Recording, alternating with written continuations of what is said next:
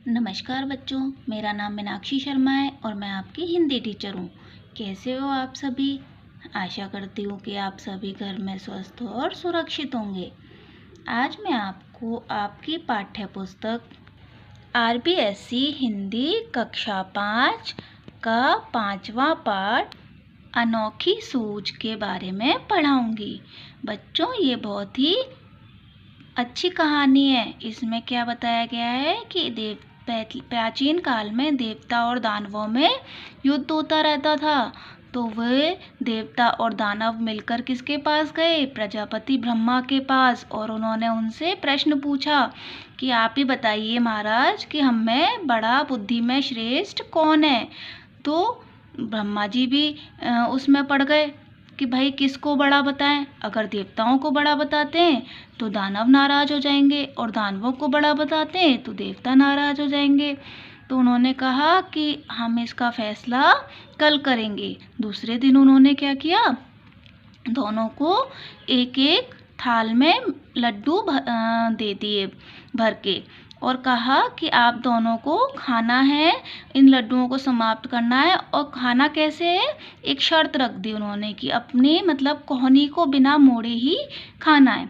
अब आप बताओ बच्चों, आप खाना खाते हो तो हाथ को तो मोड़ना पड़ता है ना, बिना कोहनी को मोड़े कैसे खा सकते हो? तो इसी के बारे में आओ अब हम इस पाठ के माध्यम से पढ़ेंगे। पाठ 5 अनोखी सूझ। बात पुराने जमाने की है। उन दिनों देवताओं और दानवों में युद्ध होता रहता था। दोनों पक्ष मिलकर एक बार प्रजापति के पास गए। प्रजापति किसके लिए कहा गया है बच्चों? ब्रह्मा जी के पास। देखो, ये सामने कौन है? कमल पर कौन विराजमान है? ब्रह्मा जी। और एक तरफ देवता बैठे हुए हैं और एक तरफ दानव बैठे हुए हैं। तो दोनों प्रजापति के पास गए और वहां जाकर बोले, मान्यवर, हम दोनों ही आपकी संतान हैं।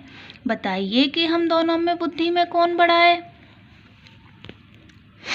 उनकी बात सुनकर प्रजापति मुस्कुराए। मन में सोचने लगे, किसे बड़ा बताऊं, देवताओं को या दानवों को? देवताओं को बड़ा बताता हूं तो दानव नाराज होते हैं और दानवों को बड़ा बताता हूं तो देवता नाराज होते हैं। हो सकता है तब दोनों आपस में लड़ने लगें। बड़ा टेढ़ा प्रश्न था। बड़ा बताएं तो किसे बताएं? कुछ सोचकर वे बोले, इसका उत्तर मैं आपको कल दूंगा। आप दोनों ही कल मेरे यहाँ भोजन पर आमंत्रित हों। भोजन के बाद बताऊंगा कि कौन बुद्धि में श्रेष्ठ है। तो ब्रह्मा जी सोचने लगे कि किसको बड़ा बताऊं। तो इन्होंने कहा कि मैं आपको इस प्रश्न का उत्तर कल बताऊंगा। आप दोनों कल मेरे यहाँ भोजन पर आना। दूसरे दिन दोनों पक्ष भोजन के लिए पहुंचे।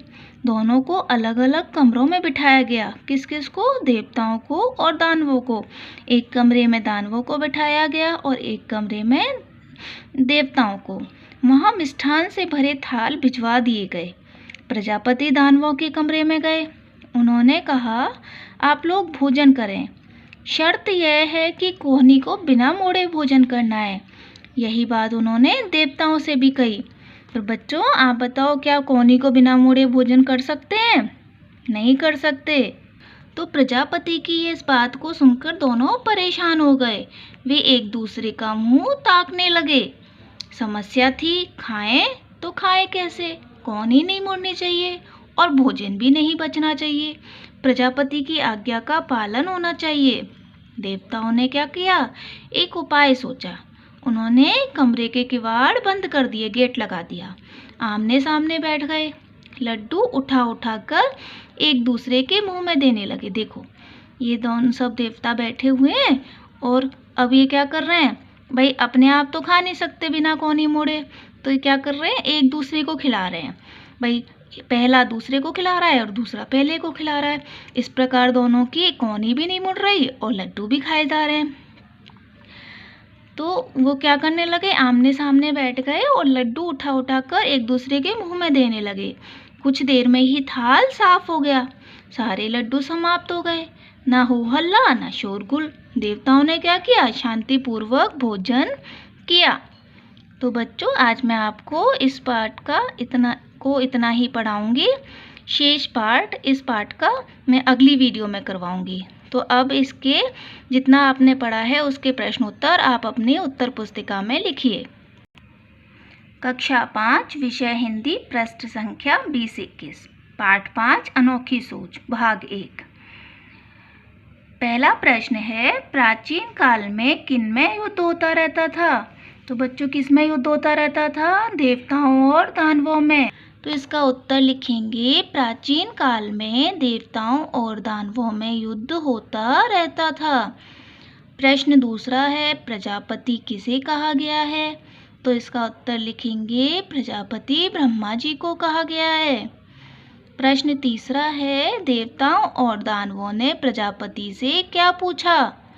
तो इसका उत्तर लिखेंगे, क्या पूछा था बच्चों कि आप ही बताइए कि हम दोनों में से बुद्धि में श्रेष्ठ कौन है? तो इसका उत्तर लिखेंगे, दोनों ने प्रजापति से पूछा कि मान्यवर, हम दोनों ही आपकी संतान हैं, बताइए कि हम दोनों में बुद्धि में श्रेष्ठ कौन है, या हम दोनों में बुद्धि में कौन बड़ा है। प्रश्न चौथा है, प्रजापति ने भोजन करने के लिए किनको आमंत्रित किया? तो उत्तर लिखेंगे, प्रजापति ने भोजन करने के लिए देवताओं और दानवों को आमंत्रित किया। प्रश्न पांचवा है, प्रजापति ने भोजन करने की क्या शर्त रखी? तो उत्तर लिखेंगे, प्रजापति ने भोजन करने की शर्त रखी कि दोनों को कोहनी बिना मोड़े भोजन करना है। प्रश्न छठा है, देवताओं ने प्रजापति की शर्त का पालन करने के लिए क्या किया? तो उत्तर लिखेंगे, देवताओं ने प्रजापति की शर्त का पालन करने के लिए एक उपाय सोचा।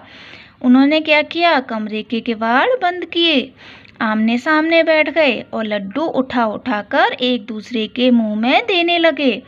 कुछ देर में ही थाल साफ हो गया, सारे लड्डू समाप्त हो गए, ना हो हल्ला ना शोरगुल। देवताओं ने शांतिपूर्वक भोजन किया।